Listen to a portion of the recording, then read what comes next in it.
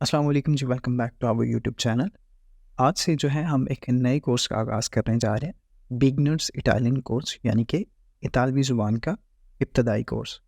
Basically ये course जो है 30 डेज़ का है, यानी कि 30 दिन का है और इस कोर्स के लेक्चर्स भी जो हैं 30 ही होंगे।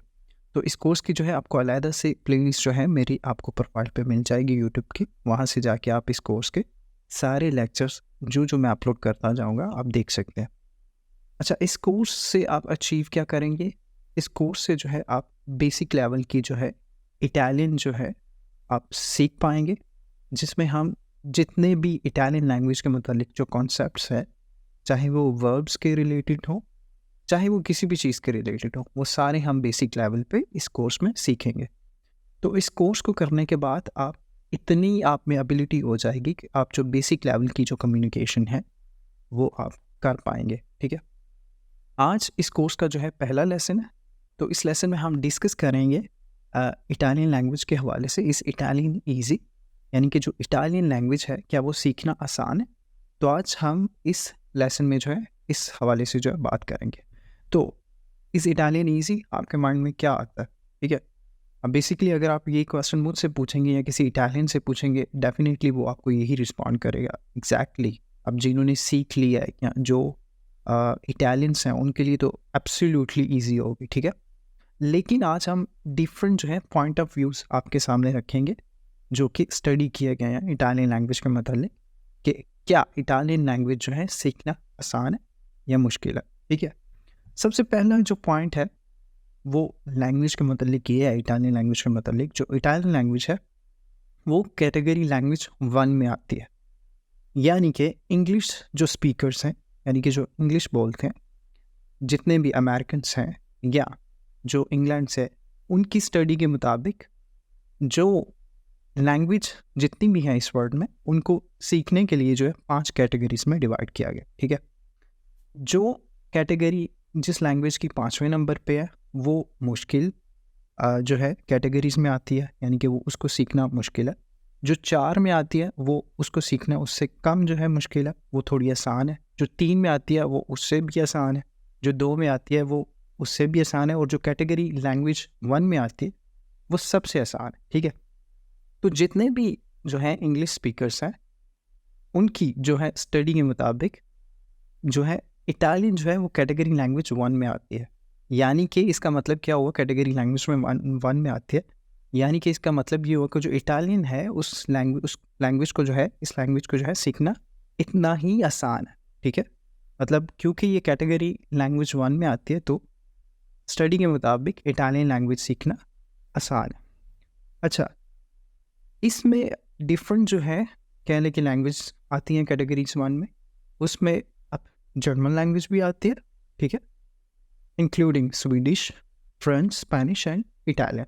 मतलब ये जो लैंग्वेजेस हैं, ठीक है, ये एक मिक्स कह लें कि रोमन्स एंड जर्मैनिक जो है लैंग्वेजेस हैं, उनकी क्लासिफिकेशन की गई है कि ये जो है कह लें कि कैटेगरी लैंग्वेज 1 में आती है, यानी कि इनको सीखना आसान है।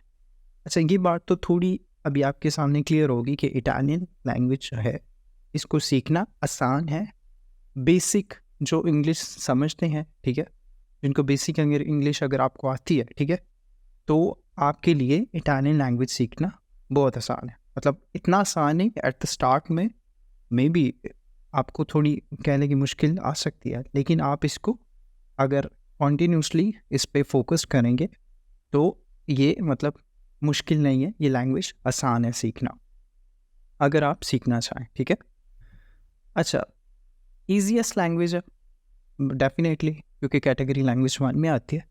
तो अगर आप इसको 500 या 600 इसको 600 या 500 घंटे इसको स्टडी करते हैं, प्रॉपर स्टडी मतलब इसको पढ़ते हैं 500 घंटे या 600 घंटे अगर आपने इस लैंग्वेज को पढ़ लिया, ठीक है, जो सही पढ़ना होता है सही मानों में, तो आपकी फ्लुएंसी आ जाती है इस लैंग्वेज में। यानी कि इतने घंटे अगर आपने पढ़ लिए 5 या 600 घंटे सही जो स्टडी सही मानों में जिसको हम स्टडी कहते हैं, इस लैंग्वेज को अगर आपने स्टडी किया तो आप फ्लुएंट हो जाएंगे इटालियन लैंग्वेज में, यानी कि मास्टर्स हो जाए इटालियन लैंग्वेज में। तो it's not like tough eight the start, I can understand कोई भी चीज़ है वो थोड़ी डिफ़िकल्ट हो सकती है, सही है, लेकिन इसको पिक करना इतना भी डिफ़िकल्ट नहीं है, ये सीखने के लिए एक आसान लैंग्वेज है। अच्छा, नेक्स्ट जो पॉइंट है वो है सिमिलर सेंटेंस जो है स्ट्रक्चर है, सही है। सिमिलर सेंटेंस स्ट्रक्चर मीन्स कि जो जिस तरह हमारे कहने के इंग्लिश में जो बेसिक कहने सेंटेंस स्ट्रक्चर होता है, एक जुमले को बनाने का जो कहने के स्ट्रक्चर होता है, इटालियन में भी वैसा ही होता है, यानी कि सिमिलर होता है। इन सम हाउ जब आप एडवांस लेवल में जाते हैं इटालियन सीखने के, तब थोड़ा सा मतलब डिफरेंस आप कह सकते हैं, लेकिन मोस्ट ऑफ द जो कह लें कि इटालियन लैंग्वेज का जो सेंटेंस बनाने का जो स्ट्रक्चर है वो इंग्लिश से सिमिलर होता है, इंग्लिश के साथ होता है। फॉर एग्जाम्पल यहाँ पे जो है एक सेंटेंस है, this book is very interesting, सही है। This book is very interesting, इसका मतलब है ये बुक बहुत ही ज़्यादा इंटरेस्टिंग है, ठीक है, बहुत ही ज़्यादा इंटरेस्टिंग है। सो ये एक स्ट्रक्चर है कह लें कि इंग्लिश में ये सेंटेंस का। अब जो इटालियन में जो सेंटेंस स्ट्रक्चर है वो इंग्लिश के सेंटेंस स्ट्रक्चर के साथ सिमिलर है, ठीक है। अब फॉर एग्जांपल यहाँ पे जो दिस है, ठीक है, उसकी जो इटालियन होगी वो होगी क्वेस्तो, ठीक है, और बुक की जो इटालियन होगी वो है लिब्रो, और इज की है, और वेरी की मोल्टो, इंटरेस्टिंग की इंटरेसांते। तो ये एक सेंटेंस जो है बन गया। सेंटेंस की ट्रांसलेशन क्या होगी इंग्लिश में, वो ये होगी क्वेस्तो लिब्रो è molto interessante, ठीक है। तो देखिए किस तरह जो है सिमिलर है सेंटेंस स्ट्रक्चर जो है इटालियन लैंग्वेज का इंग्लिश लैंग्वेज के साथ। So this is the second point कि थोड़ा मतलब सीखना आपके लिए आसान हो जाता है, क्योंकि काफ़ी सारी लैंग्वेजेस ऐसे भी होती हैं, ठीक है, बहुत सारी लैंग्वेजेस ऐसे हैं जिनके जो है स्ट्रक्चर जो है बहुत मुश्किल होता है। सेंटेंस बनाने का जो स्ट्रक्चर है, एक जुमले को बनाना जो है बड़ा मुश्किल होता है, लेकिन इंस्टेड जो इटालियन लैंग्वेज है इसका स्ट्रक्चर जो है वो आप कह सकते हैं कि सिमिलर सेंटेंस स्ट्रक्चर है इंग्लिश लैंग्वेज के साथ, ठीक है। अच्छा, नेक्स्ट पॉइंट क्या है, इजी फोनेटिक्स।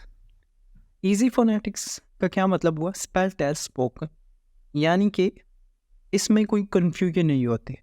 जब आपने एक दफ़ा इटालियन लैंग्वेज के जो कह लें कि फोनेटिक्स है उनकी साउंड सीख ली कि वो कैसे साउंड करते हैं, तो वो साउंड कभी चेंज ही नहीं होती, ठीक है। स्पेल्ड एज स्पोकन का मतलब है जिस तरह उस लैंग्वेज को लिखा जाता है उसी तरह पढ़ा जाता है।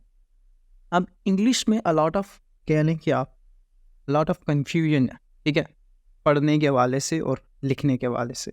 इसमें समहाउ कई जगह पे जो है CH चे की साउंड दे रहा है, ठीक है, और कई जगह काफ की, केमिस्ट्री हो गया या केमिकल हो गया, यहाँ पे काफ की आवाज़ दे रहा, चॉकलेट हो गया वहाँ पे चे की आवाज़ दे रहा।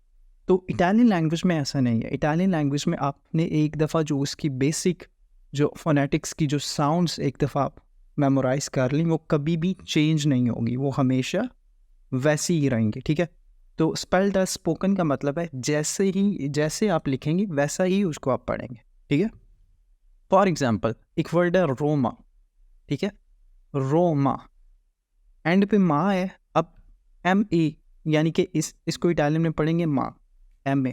अब MA से जो भी लफ्ज़ शुरू हम अगर करते हैं, ठीक है, वो माँ ही साउंड करेगा, यानी कि अब यहाँ पे देखें MA से शुरू हुआ तो वो साउंड क्या थी, रोमा के एंड पे माँ की। तो यहाँ पे कैसे हम शुरू करेंगे, मानो, ठीक है, साउंड चेंज नहीं हुई। अब मानो के एंड पे आप देखें नो है, ठीक है। अब NO से कोई भी वर्ड जो है हम स्टार्ट करेंगे तो वो नो से ही होगा, जैसे नो में, ठीक है। अब मे एंड पे, ठीक है, मे की साउंड है। अब ME से यानी कि इटालियन में ई को जो है हम ए पढ़ते हैं, ठीक है, तो वो हम आगे डिस्कस करेंगे। लेकिन ये लफ्ज़ है नो में, ठीक है, नो में मतलब नाम। तो जो मे एंड पे आया है MA में आया है, ई को ए पढ़ते हैं इसलिए मैं ए पढ़ रहा हूँ, ठीक है, ई को। तो जो मे आया, अब इससे जो हम स्टार्ट करेंगे MA से जो हम स्टार्ट करेंगे जो भी लफ्ज़ वो मे की ही साउंड देंगे, जैसे मेनोमाल है, ठीक है, मेनोमाल यानी कि थैंक गॉड। तो इसी तरह जो है मतलब जो फोनेटिक्स हैं वो इजी है, मतलब स्पेल्ड एज स्पोकन, जिस तरह आप उनको लिखते हैं उसी तरह ही पढ़ते हैं। मतलब ये बड़ी अच्छी बात है इटालियन लैंग्वेज की, जो कि एक प्लस पॉइंट है। अच्छा, नेक्स्ट सिमिलर वोकैबुलरी। अच्छा, आपको अगर बेसिक इंग्लिश आती है so it's gonna help you to learn Italian language. मतलब अगर आप बेसिक इंग्लिश आपको आती है, बेसिक सेंटेंसेस स्ट्रक्चर और बेसिक कम्युनिकेशन जो है आपको आती है इंग्लिश में, या बेसिक आपके पास कहने की वोकैबुलरी है इंग्लिश लैंग्वेज की, तो आपके लिए आसानी होगी इटालियन लैंग्वेज को सीखना, because we have a lot of कहने के वर्ड्स हैं जो कि सिमिलर हैं इंग्लिश लैंग्वेज के साथ, यानी कि a lot of vocabulary we have in Italian language जो कि सिमिलर हैं इंग्लिश लैंग्वेज के साथ। अब फॉर एग्जांपल एक लफ्ज़ है स्टेशन, ठीक है, इटालियन में उसे कहेंगे स्टेशियोने, ठीक है, स्टेशन को इटालियन में स्टेशियोने कहेंगे। जो स्टेशन की जो इटालियन है वो स्टेशियोने। आप देखें कितना सिमिलर है, ठीक है, बहुत सिमिलर है। स्टेशन, स्टेशियोने, इट्स वेरी क्वाइट ईजी। अगर आप बेसिक इंग्लिश जानते हो तो आप गॉट कर पाएंगे कि स्टेशियोने मीन स्टेशन। नेक्स्ट है परफेक्ट, इंग्लिश का लफ्ज़ है, लेकिन इसको इटालियन में अगर हम ट्रांसलेट करें तो ये बनता है परफेक्टो, ठीक है, परफेक्टो। अब ये भी कितना सिमिलर है। नेक्स्ट वर्ड है एजुकेशन। एजुकेशन मीन तालीम, ठीक है। अब इसको इटालियन में करेंगे तो ये बनेगा एडुकेशियोने, ठीक है, एडुकेशियोने। तो ये कितना सिमिलर है, कितना हेल्प करती है अगर आपके पास बेसिक नॉलेज है इंग्लिश का, बिल्कुल बेसिक, ज़्यादा नहीं, बेसिक जो है नॉलेज है, या आपके पास थोड़ी बहुत वोकैबुलरी है इंग्लिश लैंग्वेज की, तो इटालियन लैंग्वेज सीखना ईजी होगा आपके लिए। अच्छा, कुछ काफ़ी सारे वर्ड्स ऐसे भी हैं, मतलब डेफिनेटली हैं बहुत सारे वर्ड कि जो कह लें कि वोकैबुलरी जिनकी कह लें कि इंग्लिश के साथ सिमिलर नहीं है, अलॉट ऑफ स्टफ है, और अलॉट ऑफ स्टफ हमारे पास ऐसा भी है कि जिनकी कह लें कि वोकैबुलरी जो है सिमिलर है इंग्लिश लैंग्वेज के साथ। पर जो अभी लास्ट में वर्ड है वो है टूथ। टूथ मीन दांत, ठीक है। तो टूथ की जो इटालियन है वो है डेंटे, ठीक है, डेंटे। अगर आप डेंटे पे थोड़ा फोकस करें इस लफ्ज़ पे, ठीक है, तो ये निकला है, अगर आप इसको आप जोड़ सकते हैं, जब हमारे दांत खराब होते हैं, कोई मसला होता है, तो हम किसके पास जाते हैं? इंग्लिश में उसे कहते हैं डेंटिस्ट, जिससे हम जो है दांतों के को कह लें कि उसकी देखभाल करवाने के लिए जाते हैं, चेकअप करवाने के लिए जाते हैं, तो वो लफ्ज़ है डेंटिस्ट, ठीक है। अब वहाँ से आप ये मेमोराइज कर सकते हैं, अगर आपको पता है कि डेंटिस्ट कहते उसको कहते हैं जहाँ से आप जाके दांतों को चेक वगैरह, तो वहाँ से आप ये मेमोराइज कर सकते हैं कि इंग्लिश में दांतों की कह लें कि दांतों के लिए जो इस्तेमाल होता है और जो वर्ड इस्तेमाल होता है वो डेंट है, ठीक है। और ये कितना सिमिलर है डेंटिस्ट के साथ, ठीक है। अब काफ़ी सारे वर्ड्स ऐसे भी हैं, काफ़ी सारी वोकैबुलरी ऐसी भी है जो कि इनडायरेक्टली कह लें कि आप ढूंढ सकते हैं, ठीक है, तो हेल्प करती हैं इनडायरेक्टली आपकी, सही है। We have a lot of stuff, a lot of similar vocabulary in Italian language के जो सिमिलर है इंग्लिश लैंग्वेज के साथ, but also we have a lot of कहने की वोकैबुलरी जो कि सिमिलर नहीं है इंग्लिश के साथ। तो ये भी एक चीज़ कह लें कि आपको 50-50 आपको हेल्प करता है, 50%, ठीक है, अगर आपकी बेसिक जो है इटालियन इंग्लिश वोकैबुलरी है आपके पास, या बेसिक इंग्लिश का नॉलेज है।